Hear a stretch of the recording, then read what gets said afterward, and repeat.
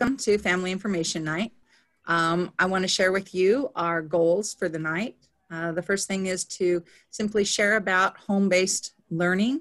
I want to share with you about what it takes to be a virtual homeschool student and to have that work for you.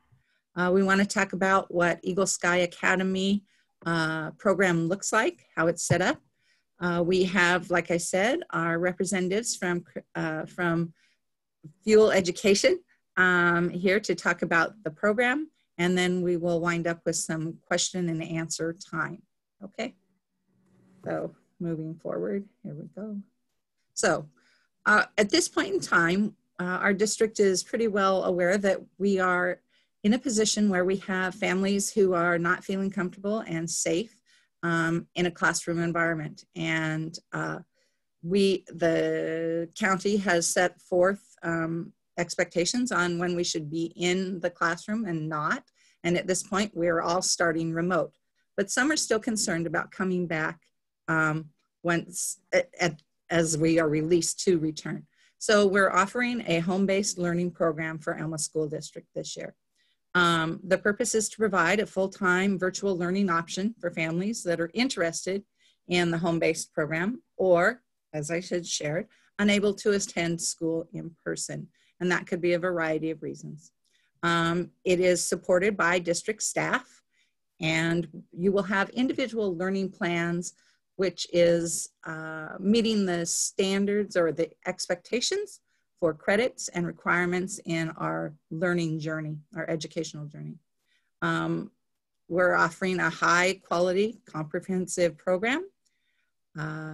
Home-based learning remaining with Alma School District and becoming a part of Eagle Sky Academy keeps you in the district. It keeps you in a belonging to a group and community with people that you're already familiar with and aware of. You still will have access to activities, athletics, clubs, other enrichment activities, and district services through our local schools. Also, it is a flexible program with the ability to design around your needs, the individual's needs. So that's part of the reasons that you're probably thinking about doing a home-based learning program, and hopefully in the Alma School District. So the components of the K-12 Fuel Ed program that we're offering is that it's a rigorous virtual curriculum based on Washington State standards. Like I said before, it's supported by our Alma School District staff, as well as there are support materials and teams in the K-12 program itself, I believe. It is flexible for student needs. It has a virtual piece and online and live and hands-on. All those components are a part of the program. For Alma, we're looking to offer 4 courses in the elementary programs, 6 in the middle school programs, and 6 for the high school programs. And I'm gonna open up this course offering page here so you can get a glimpse of the classes that are available. I think we're going there. How am I doing, Christina? You'll just have to reshare. You are. So that you can see. Yeah, you're doing great. Okay, so I'll share that a little bit later. Yes. Now how to? Yeah, that's definitely fine. Basically, you know, as a big, broad overview for your K-5, obviously we have the 4 core courses, and we also have a few different electives. And I know that's, you know, going to be based on what your homeschool program looks like. Through the middle school and the high school as well, we definitely have different types of electives that can be elected as a part. So there are different components in terms of different languages or, you know, exploratory types of electives to meet your different needs on top of those core and credit recovery basics that you would typically find in a virtual curriculum. Hopefully that'll help at least give us a little summary. Yeah, so hopefully you saw that there are lots of options there. So these are the components of the Eagle Sky Academy. I want to talk about this from a student's perspective. Homeschooling is not for everyone. And you really need to, I really believe it's important for you to take a reflective look to see if you have the components of what it takes to be a homeschool student. So are you self-directed? These are questions students should ask themselves, and even parents should ask about their children. Are you self-directed and motivated? Does that describe you? Do you have, let me see, are your technical skills adequate? Do you have strong reading and writing skills? A lot of the work in this is based through reading and responding in written explanations. Will you ask questions when you need to? A lot of times I have students and parents who say, well, they're not very good at asking for help. And this is a program where you're going to, when you get stuck, you're going to need to ask for help. How much will you miss social interaction? Is that going to be an impacting factor for you? Do you have the self-discipline to study regularly? A lot of times in a classroom, you are encouraged and pushed to get things accomplished, and this relies upon you as the student to take your own initiative and move along. And then, do you have support for all of those things above from home? Those are some reflective questions to look at. So is home-based learning right for your family? So again, the first thing is, do you have access to internet? Because in order to be a part of this program, you have to have access to internet. And are you comfortable being online? I will tell you that my grandchildren are much better with technology than I am, even though I am on technology a lot. And sometimes I just go, oh, no, this is not for me. Here, do this. We need you as a parent or a guardian person to be able to step up and be a part of that online process. Are you able to monitor attendance and engagement and even internet safety? We are talking about an online program, and despite all of the efforts to put good things in places, we all know ugly things are still happening. It's an ongoing battle for everyone all the time. Are you able to provide supervision and support at home through a learning coach? So as I pointed out yesterday in the differences, the difference between our remote program that we're doing for Alma School District's Continuous Learning 2.0 is that the teacher is the primary director and the parent is a support. But in Eagle Sky Academy, the parent or learning coach is the primary director of the program, and the teachers will be supporting that. So learning coach is a big role for this homeschool program. Do you have the time? The typical time commitment from a learning coach varies depending on numerous factors. In general though, and this is coming from a different school district that shared their experiences, that generally a learning coach has different various time commitments. So if you are working with the littles in K1, 2, and 3, you might find yourself spending 3 to 6 hours supporting and helping and encouraging and finishing those kind of things. They take more time, and the reason they take more time is because they are less independent learners. It's that simple. Grades 6 to 8, 2 to 4 hours, and grades 9 through 12, 1 to 2 hours. And that all varies on the level of independent learning that the student can do. So please keep those things in mind. This is important. Are you able to contribute? So I believe at this point, I'm going to turn this over to Christina and to Rachel. They're going to talk about and guide us through what the Fuel Education Program has to offer. Thank you, Julie. I appreciate that. This is a perfect place to transition into that. What I'm going to be doing is I'm going to be sharing first what we call the Learning Coach Dashboard, or as Julie mentioned, that learning coach is basically that caring adult that's working with the student. She was outlined some of those responsibilities of that learning coach, and it is true in the K-5 there is more dependency on the parent, meaning that it's a partnership between the learner and that learning coach. But there are various resources that are available for those K-5 learning coaches. For example, lesson guides to assist the learning coach when they have to do that offline activity. So in K-5, you're looking at a combination of online activity where their students are working through their online lessons, and then there's be a portion of that lesson that's going to be done offline, and that's where the learning coach or that parent steps in to guide that student through that learning experience. And they have lesson guides to assist them with that particular offline activity. In middle school and high school, it's really kind of taking that mentor role. All the activities, all the instruction is happening in the online course, but that parent or that learning coach is there as a resource. They're going to be assisting them, making sure they're following along in that lesson, right? Are they on track? Are they completing the items that have been scheduled for them to complete?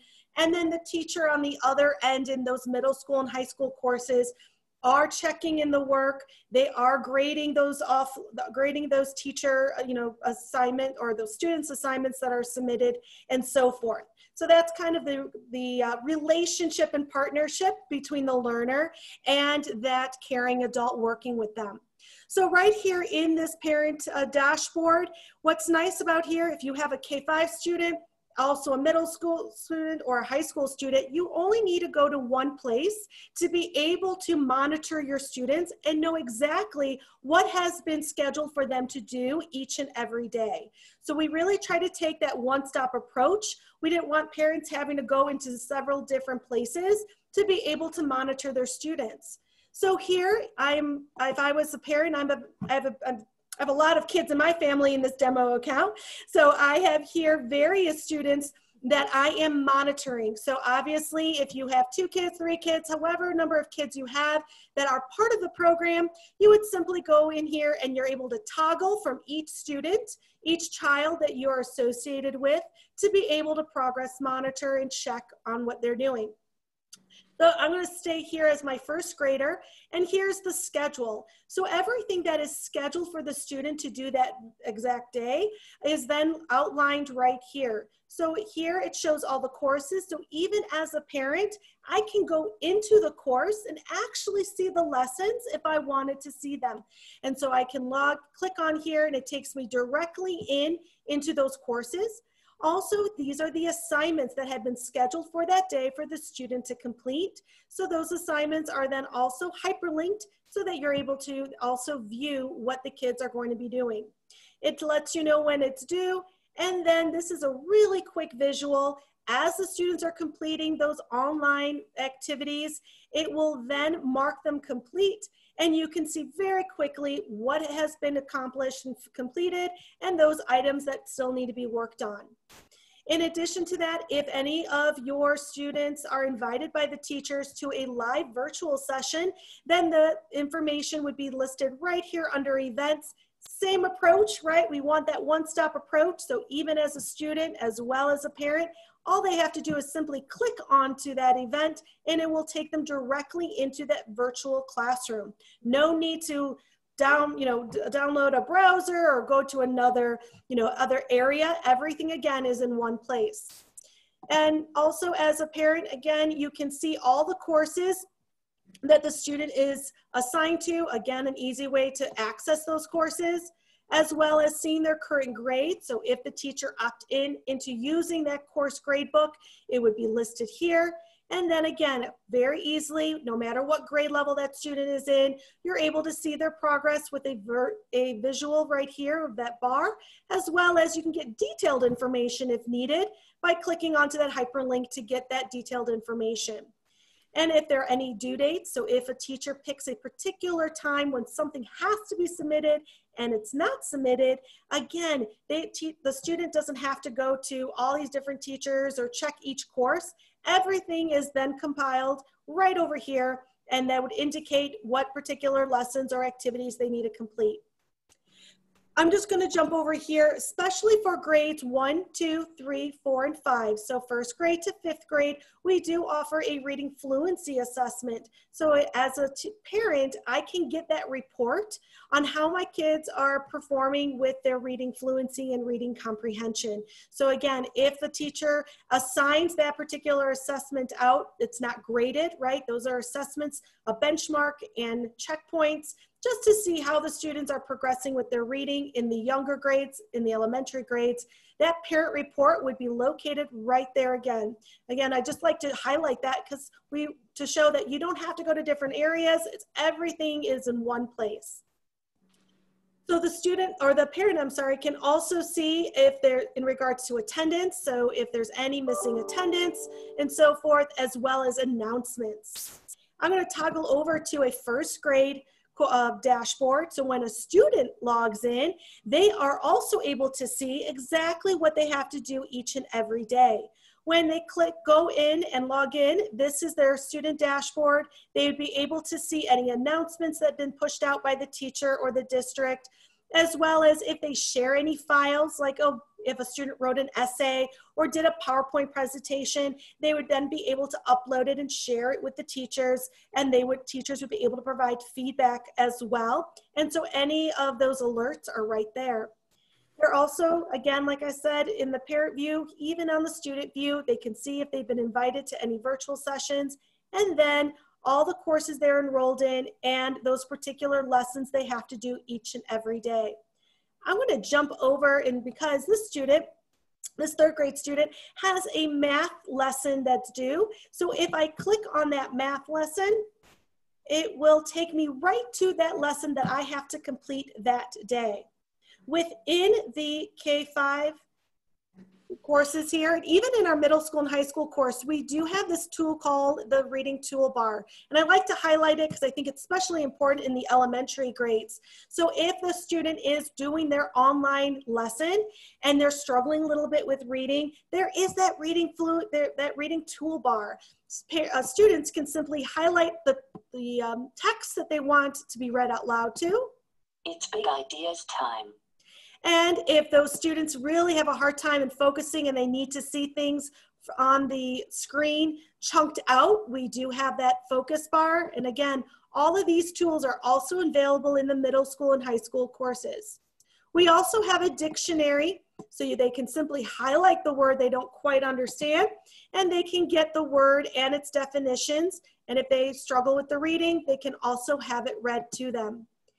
And then one of my favorite parts is the translation option here. So if you have students that maybe English is not their first language, we do have a translation. So they highlight the word or all of the text on the screen, and they would see the word in English as well as that language that they've chosen that they want it translated into. They can also hear it.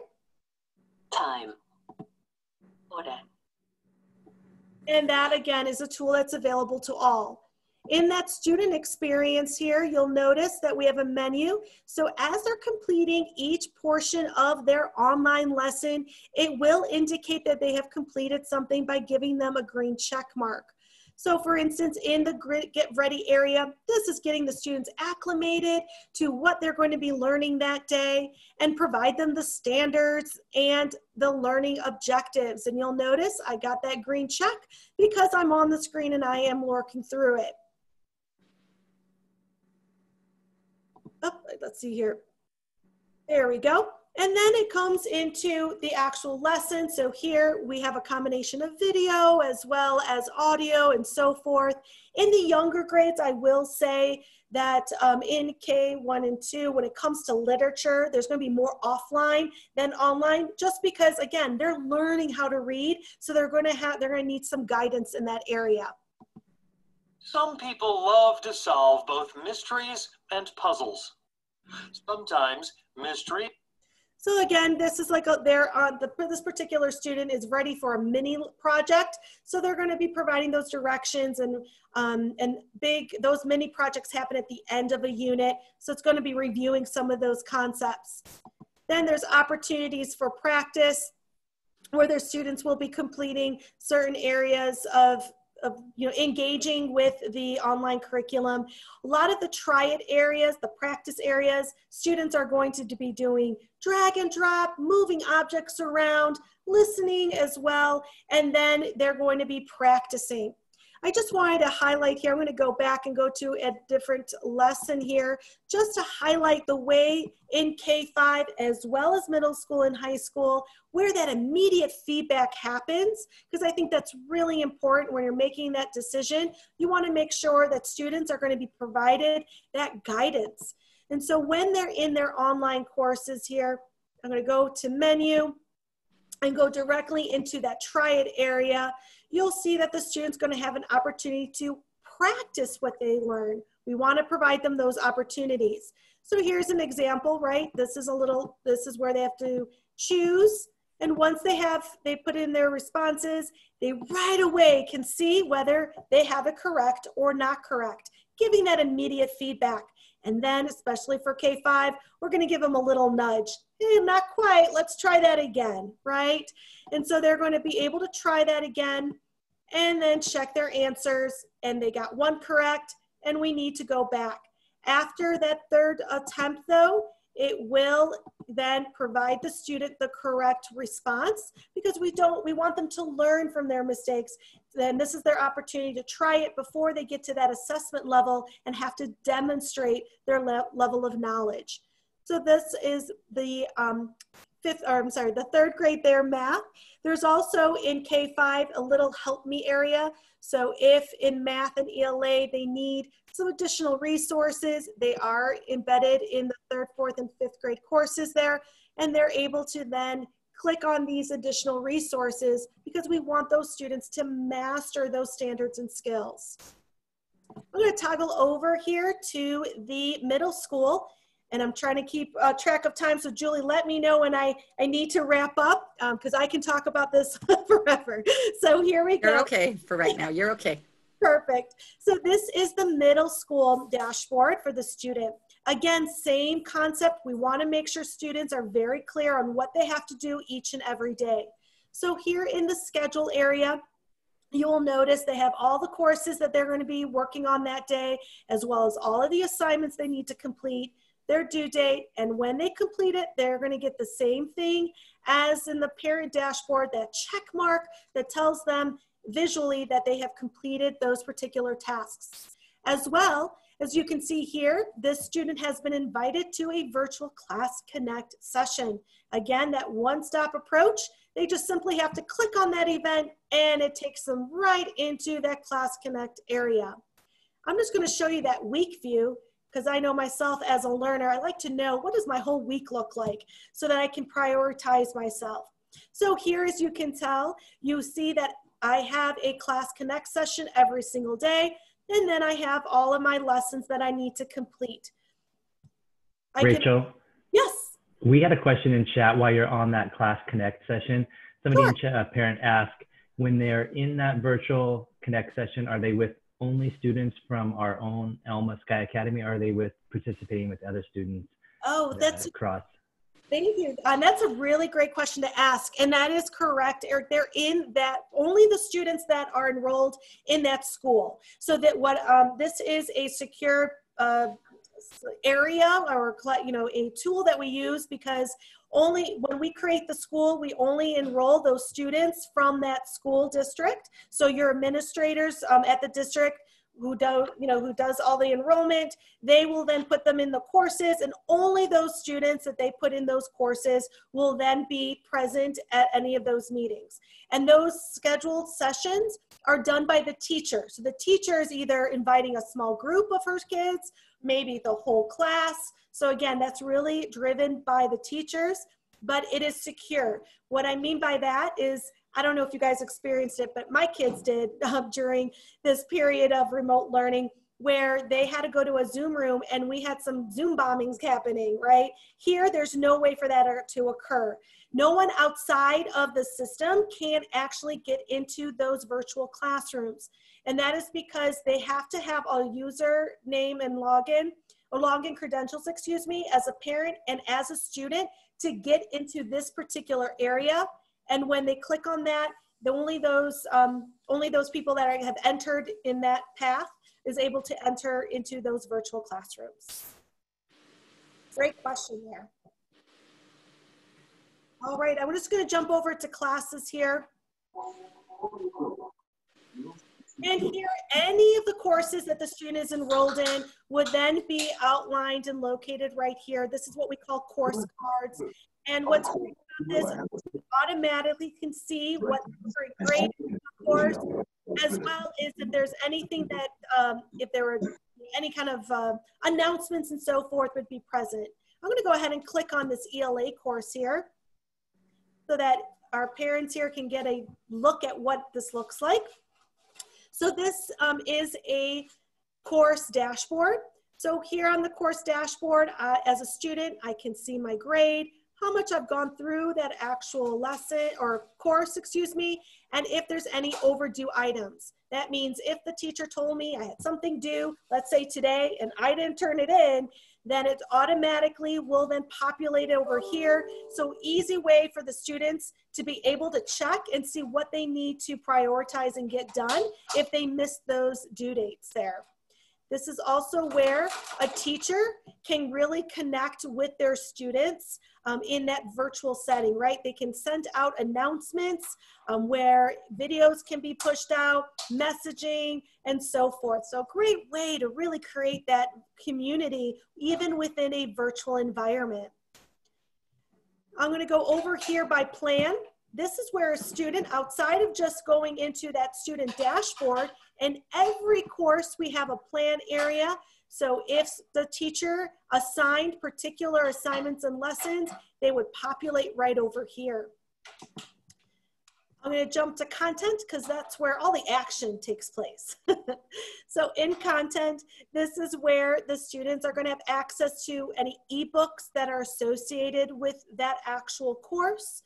As well as they're able to see all the units. So we can see here on the left-hand side, there are all the units. Oops, let me go down here. Here are all the units. When you click on a unit, it will expand and show all the lesson submodules and the tasks they need to complete in each of those lessons. Here you go. As a student, I know that I've completed those sections and what I have left. So again, that accountability goes on the student. They know what they need to complete. They just then need to complete it. But within each of the course, there are resources available for the student because we want them to be able to master the concepts and standards and skills that are provided to them. This, and I don't know, Julie, if you want me to go into an actual lesson. I'm just trying to be cautious of time here. You probably have about 5 or 6 minutes left for your time. Okay. At most. That sounds good. I'm just going to go into the learn area here, just so they can see where some of that direct instruction occurs. And again, a combination of whether for middle school and high school, whether it is video or there is more text to read through, drag and drop, that sort of thing. It really depends on the concept and lesson objectives that are trying to be accomplished. So here again, you have that reading toolbar we showed before, having text read, words defined, or words translated, that additional help that's provided here. So here you have those resources available in English and math especially. And then here, anything that's academic vocabulary, it's going to provide that information. And they're going to be providing them some guided questions and then giving them how to respond to those guided questions there. Just going back into content, I'll jump into practice, and I think that would be a good place for me to then wrap up. So in the practice area, this is where they're going to apply these skills that they have just learned in the lesson.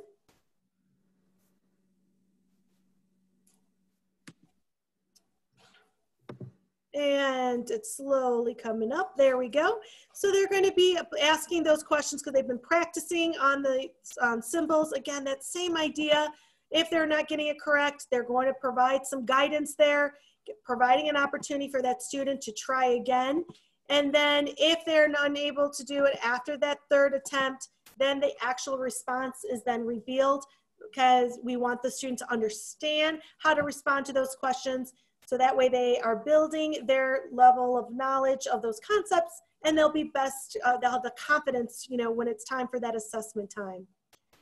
And Julie, I think that would be a good time for me to pause and see if there are any questions from our parents and for you to continue on. Agreed. So Eric, do we have any more questions in the chat before? I've been answering them, Julie. Okay, great. Well, thank you, Rachel and Christina. I'm gonna go ahead and jump back in. Here we go. So I'm sorry, I do need to share one, Julie, because I'm not sure, and I think Rachel would need to answer. Okay. It says if a child doesn't pass a section, will they need to do that section again at the elementary level? So no, what happens is if they don't pass a section, it's really determined actually by how the program is set up at the district level, right? So it doesn't prevent them from moving forward, right? It does provide data to those teachers so that they know how to best support those students and align those appropriate resources and remediation if needed. So I would answer then, since we're part of that response, I would say to Donnie Chase, who asked the question, that would be part of the job of the local teacher to ensure that students didn't go by a standard that was a crucial standard to move forward. So it kind of depends on what the section was covering to determine about whether they would need to revisit it. Even if they didn't revisit it immediately, that they would want to come back to it. Okay. So I'm gonna jump back in here.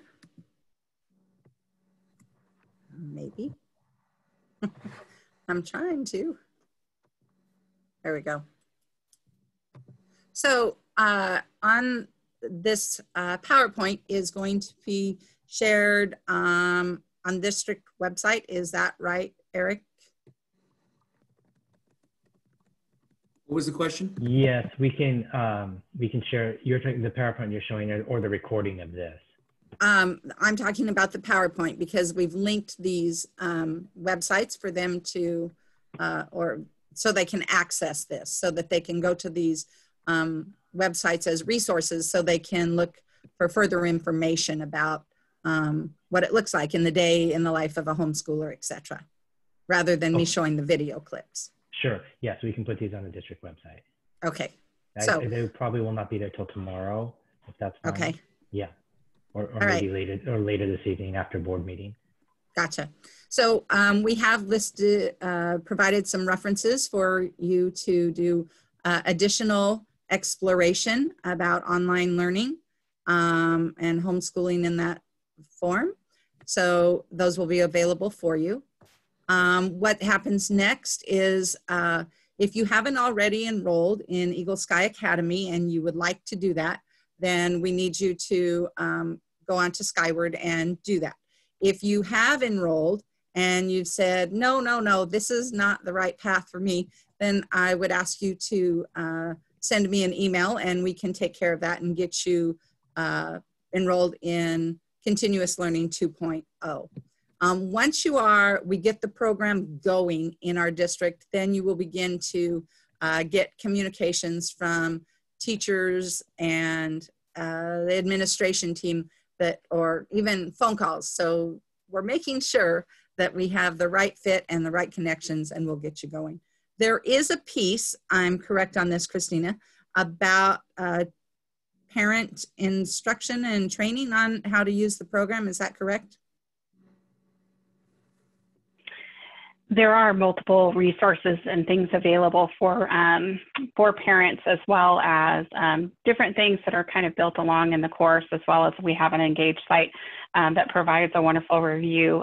Additionally, we do have different types of support, you know, on our field education type service station, if you will, as well. And then Rachel might have something also to add to that that we can elaborate on. No, Christina did a great job there. Yes, we do have resources, so asynchronous type of resources where parents and as well as students can go to. So if they forget how to do a certain thing within the course, so more navigational pieces.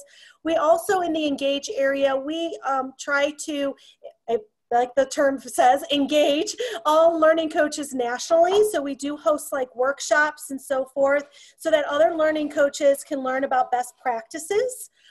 As well as we do host like nationally learning coach beginning of the year type sessions so that we're able to answer, again, questions about the courses, navigation, best practices in supporting students. Obviously, if there's certain district or school leveled questions, we do redirect them obviously to those appropriate individuals.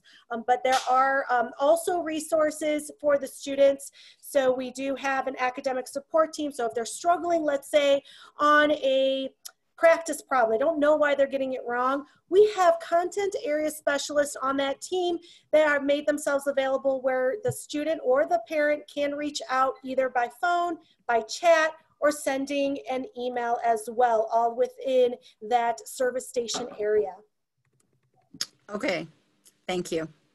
So our deadline for enrolling was last week, but with the need for more knowledge and information, we've extended it through tomorrow. So if you want to enroll in Eagle Sky Academy, we would like you to do that by tomorrow. If you have additional information or questions, you can contact me at jcrawford@eagles.edu, or you can see my phone numbers up there, 360-470-0716. For further questions. At this time, I'm going to open it up for questions, and I think that Kevin has been answering a bunch, but there may be more that we can answer. Kevin, you want to? Yeah, I just want to start out by asking Rachel, or is Rachel still? Yeah, she's still here. So we got a question about special ed accommodations. And, I know how to answer that from our end, but what are the accommodations that are available through the program directly? Well, one of the things that I can definitely speak to, I'm a former IEP teacher, so that's definitely something that's very near and dear to my heart. We have all of those different reading tools that are going to be obviously in the program that you saw, like that focus tool that's really good for those visual impairments or dysgraphia, those types of things. On top of that reader type of support. Other things that, obviously IEP-wise, there are different things that teachers can do to intervene on top of those additional help supports.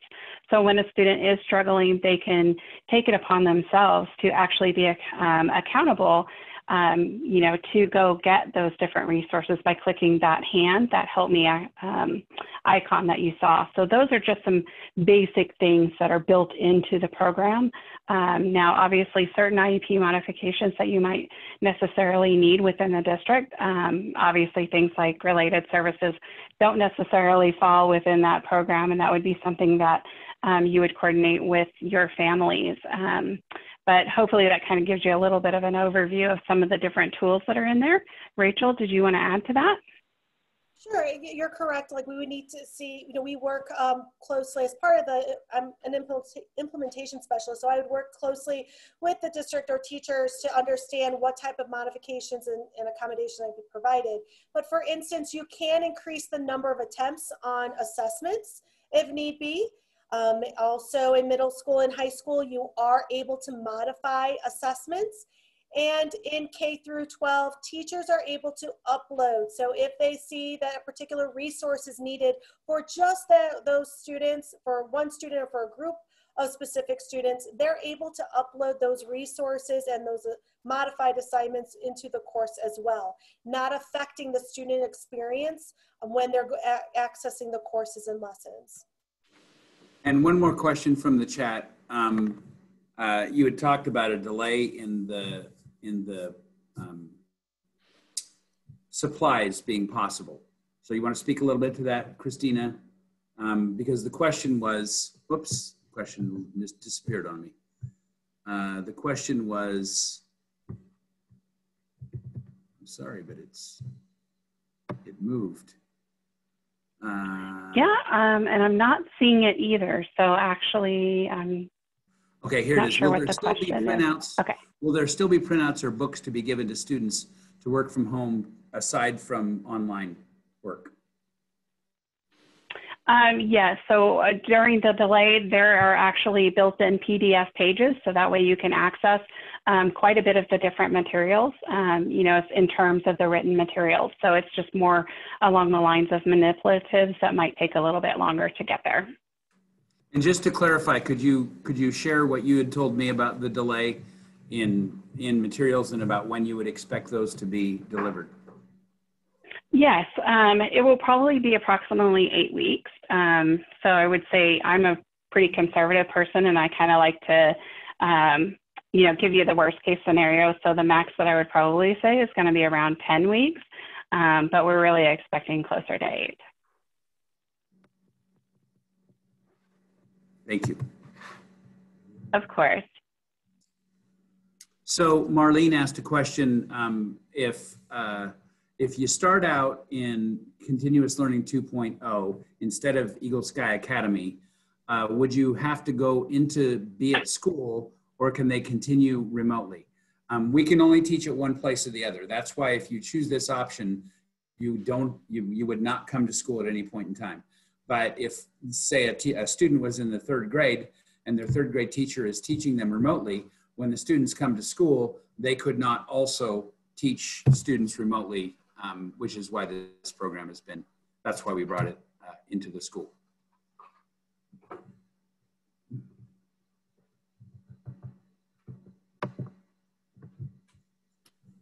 Can they supply their own computer, and what operating system is required?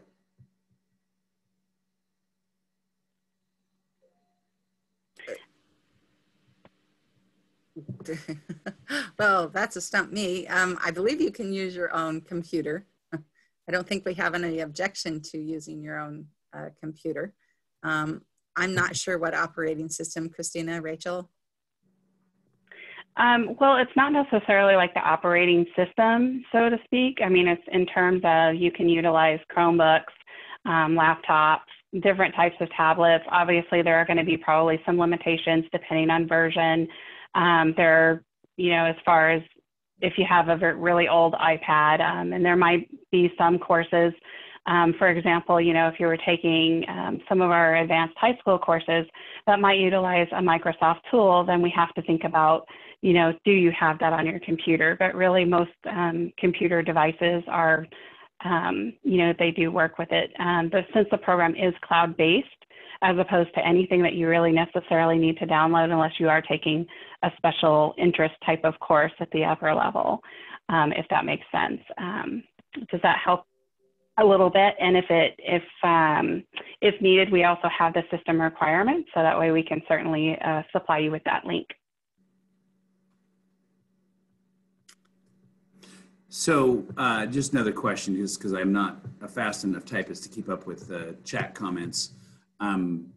What did you mean by materials? It means the workbooks mainly, is what Christina told me when we spoke about a week ago. Christina, are there other things that you would include in, quote, materials? Yeah, well, our material kits are very robust. So, you know, and of course, those are things that you can curate as well. But our material kits, let me just tell you about that in general. So, you know, like in English classes, so when those little babies need word tiles and different things like that to help with phonemic awareness, phonics, little readers to develop fluency and, you know, just learning how to read. Those things come a part of it. So, and when we're thinking about math, it's all developmentally appropriate. So, for example, when we need to be utilizing base 10 blocks because we're talking about place value, that comes in the kit. So that's going to obviously vary depending on the age level, as well as the, you know, type of course that the student is taking. So, you know, science might come with a magnifying glass and a couple of other things to do some of the science experiments, whereas obviously in math, we need things like those unifix cubes and counting bears or things like that. Thank you. One more question regarding elementary school. I believe the answer to this is yes, but I'm just going to let you guys answer it. Will there be second language offerings for elementary students? Are you wanting to offer that? I think that might be, is that a question for you, or is that a question if I have it? Do you have it? And then I would have to decide if we would offer it. Okay. Yes, we actually do have, and I can take a quick look. I've got my sheet up. I think we, you know, to kind of tell you a little bit about some of those different languages, but we do. We have beginning Chinese, French, German, and Spanish. So for K through 5, you have the different levels for 1 or 2, depending on if they're K2 or 3 through 5. Thank you. And the question would be, each enrollment actually costs the district money in the way this works. So it's impossible for us to just open up everything that would be available, or the cost of the program would be prohibitive for us even to run. The second question, if there's a delay in the materials, would that put the student behind? The students can still get started, which I'd love it if Rachel, if you have other suggestions as well, but the students can get started without that. The program isn't going to prohibit them from working on one piece of it and moving on. Additionally, there are like some parts of the workbook are already built into certain parts of it, so they can actually find those. So I don't know if you remember when Rachel was showing some of the pages, you can actually see the very PDF of the form that comes already printed for them. So yes, it's definitely very doable to start without the materials. It's actually not uncommon where students and families are eager to get started and, you know, just wanting to get in there and really take that deep dive and, you know, starting the project maybe a little bit later. Rachel, did you have any other thoughts on that?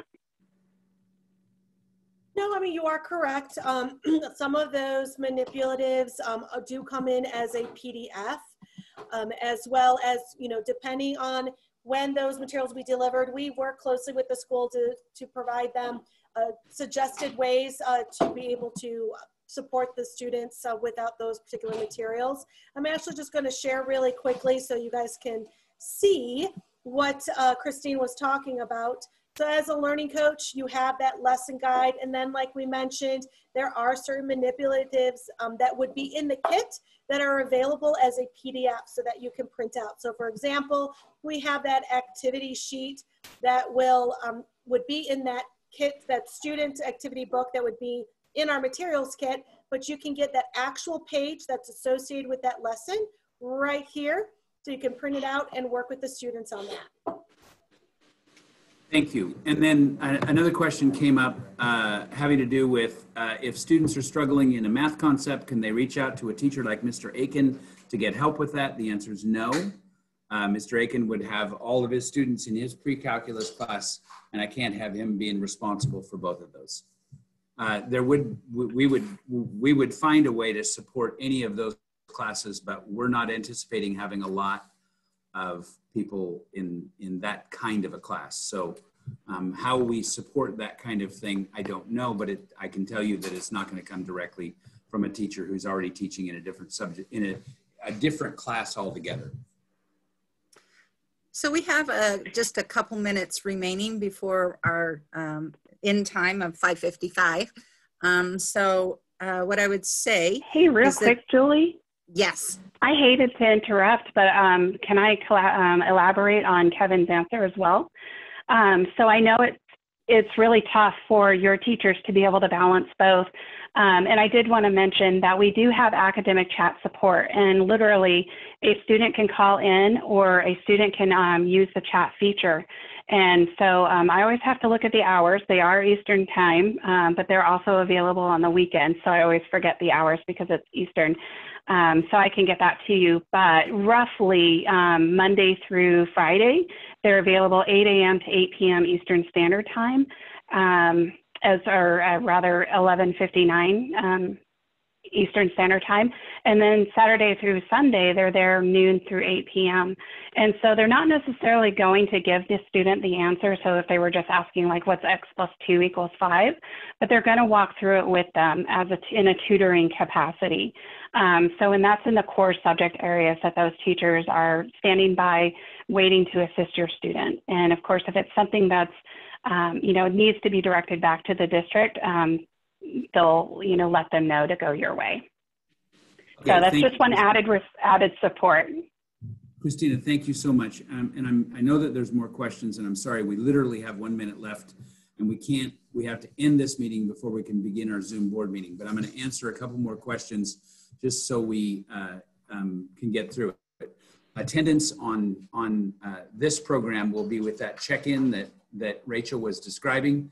Attendance on in regular Alma School remote learning is yet to be determined because OSPI has not given us the guidelines for how we determine attendance, but we are working on it. And when their guidance comes out about what they require, we will meet that standard.